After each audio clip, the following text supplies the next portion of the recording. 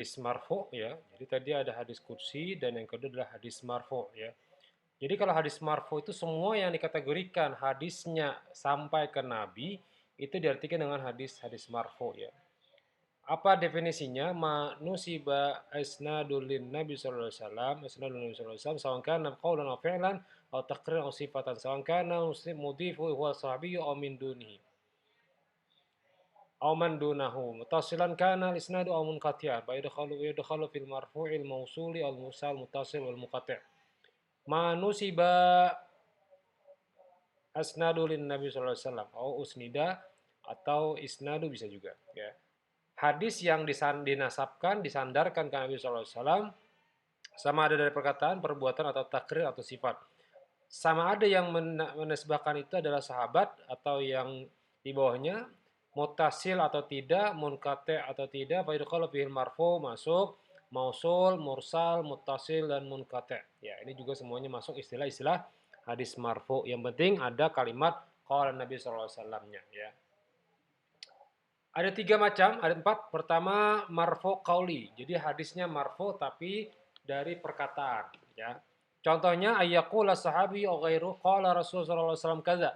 Qala Rasul sallallahu alaihi wasallam kaza itu maksudnya apa? Rasul bersabda. Yang kedua al marfu al fi'li.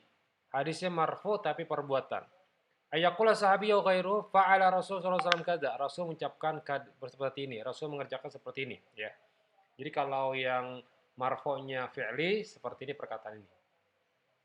Yang ketiga marfu' takrir, hadisnya marfu' yang sifatnya ketetapan. Ayyaqula sahabi ghairuhu fa'ala bihadratin nabi. Sahabat mengerjakan dan di hadapannya ada Nabi SAW melihat seperti ini. Wala yarwi ingkaru lidzalikal fi'l, dan Nabi tidak mengingkari perbuatan sahabat tersebut atau Nabi tidak melarang dan mengiyakan juga perkataan atau perbuatan dari yang sahabat lakukan di hadapan Nabi. Yang keempat al-marfu' wal wasfi. Hadisnya marfu' ke Nabi, ada nabinya berkata bersabda dan bentuknya adalah sifat.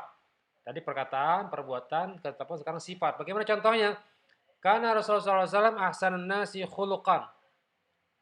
Karena Rasulullah SAW ahsanun nasi khuluqan. Nabi adalah sebaik-baik dalam akhlak ya. Kalau konteksnya seperti ini ngarannya sifat ya. Misalnya Nabi makan dengan tangan kanan, berarti sifat Nabi memiliki perbuatan yang Nabi melihat bahwa sahabat melihat Nabi makan dengan tangan kanan, atau Nabi berbuat baik, Nabi memiliki akhlak yang mulia, perkataan yang santun, perkataan yang lembut dan seterusnya ya. Nah, ini yang dimaksud dengan hadisnya hadis marfu ya. Atau lebih umumnya apa saja yang sampai ke Nabi Shallallahu alaihi wasallam. Kemudian yang kedua adalah hadisnya mauquf. Hadis mauquf ini disebut dengan yang disandarkan ke sahabat saja. Jadi kalau hadis mauquf yaitu hadis yang disandarkan kepada sahabat saja, perkataan, perbuatan atau takrir. Jadi mauquf ini cenderung yang berkata itu adalah sahabat, ya. Ini definisinya. Contoh al-mauquf qauli. Hadis mauquf tapi perkataan. Qaulur rawi qala Ali bin Abi Thalib. Berkata rawi qala Ali bin Abi Thalib, berkata Sayyidina Ali bin Abi Thalib radhiyallahu an, haditsun nasi bima ya'rifuna. Sampaikanlah kepada manusia dengan apa yang mereka ketahui. Aturiduna ayyakadziballahu wa rasulah. Apakah kalian ingin mendustai Allah dan Rasulnya? Maksudnya apa? Jujur.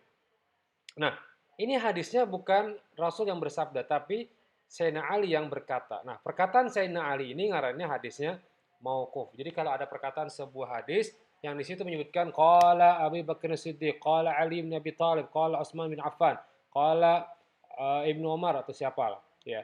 Nah, perkataan-perkataan yang seperti ini disebut dengan istilah hadisnya adalah hadis mauquf atau hadis yang disandarkan kepada sahabat. Nah, kalau Anda bingung silakan dicari internet apa yang dimaksud dengan hadis mauquf dalam versi bahasa Indonesianya, ya.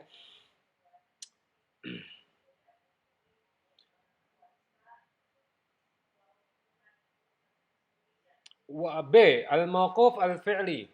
Ini yang perkataan. Qaulul Bukhari, perkataan Imam Bukhari. Wa amma Ibnu Abbas wa huwa mutayammimun. Ibnu Abbas pernah menjadi seorang imam ya, wallahu alam, wahwa mutayammimum, dan beliau dalam keadaan bertayamum. Ini perkataan dari sahabat saja. Sahabat melakukan perbuatan saja ya. Kemudian yang ketiga al-mauquf takriri, perkata mauquf tapi sifatnya adalah ketetapan. Kaqauli bil tabi'in masalan fa'altu kadza amama hadits sahabah wa lam yunkir ala istimali akhiri. Jadi yang dimaksud dengan mauquf takrir bagaimana? Aku mengerjakan di hadapan sahabatku dan sahabat tidak mengingkari apa yang aku kerjakan. Ini ngaranya apa? Hadisnya mauquf tapi sifatnya mauquf apa? Takriri, takrir, ketetapan saja. Karena bukan Nabi yang menetapkan, tapi para sahabat yang melihat para tabi'in yang mengerjakan sesuatu dan mereka mendiamkan saja. Ya. Nah, bisa diartikan, ini yang di bawah, bisa diartikan bahwa pendapatnya hadis marfu itu disebut dengan juga istilahnya khabar. Dan pendapat hadis mauquf itu ngarannya asar. Masih ingat dulu? Jika asar itu adalah perkataan sahabat, hadis perkataan Nabi, khabar lebih umum. Jadi ada khabar, hadis, sunnah, dan asar. Sunnah adalah perbuatan yang dilakukan mengikuti dengan cara Nabi, sementara asar adalah perbuatan atau perkataan atau takrir dari sahabat. Ya, hadisnya adalah dari sahabat. Ya.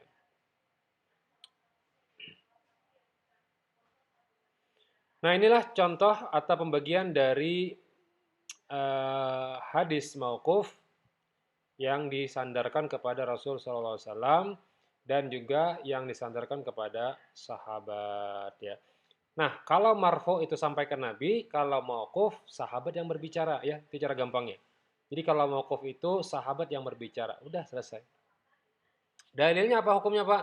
Hukumnya bisa sahih, bisa hasan, bisa lemah, tergantung daripada hadis seperti marfu. Tapi bukan dikatakan dia hadis nabawi atau marfu, tidak. Tapi diartikan dia dengan istilah hadis mau ya hadis mauquf karena konteksnya yang berbicara adalah sahabat. Wallahu alam bisawab.